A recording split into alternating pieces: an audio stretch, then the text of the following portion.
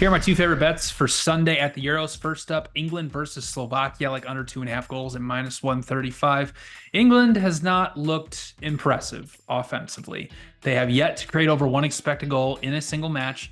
And really what it comes down to is they just need to be more brave, and they're not willing to do that. They've faced three teams that play low defensive blocks, and when you play a low defensive block, it's very easy to cut off the middle of the pitch if the passes around it are slow, and that's exactly what England's doing.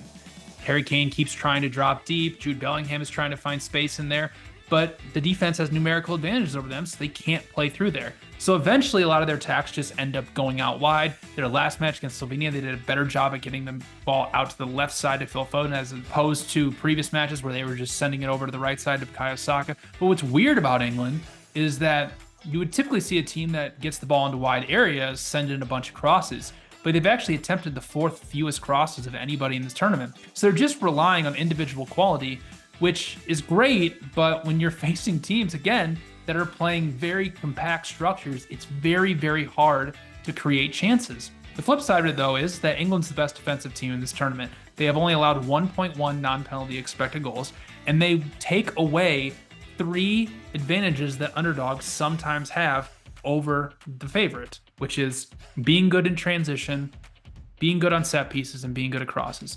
England's the best set piece defense, the best transition defense, and they defend crosses at an elite level. So they're not going to allow Slovakia to really do anything in this match. So I think this sets up for another low event type match for England. So like under 2.5 goals at -135.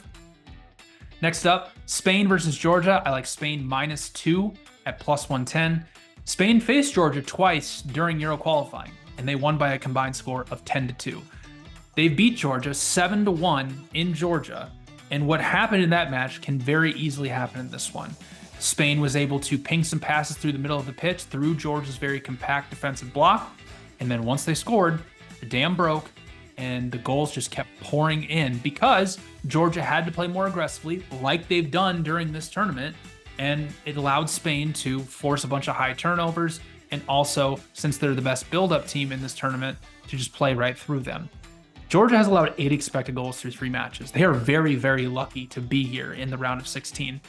And they have proven that they cannot deal with a team like Spain. So once that first goal goes in, Spain is going to pour this on, and it's going to get really, really bad. So I like Spain -2 at +110.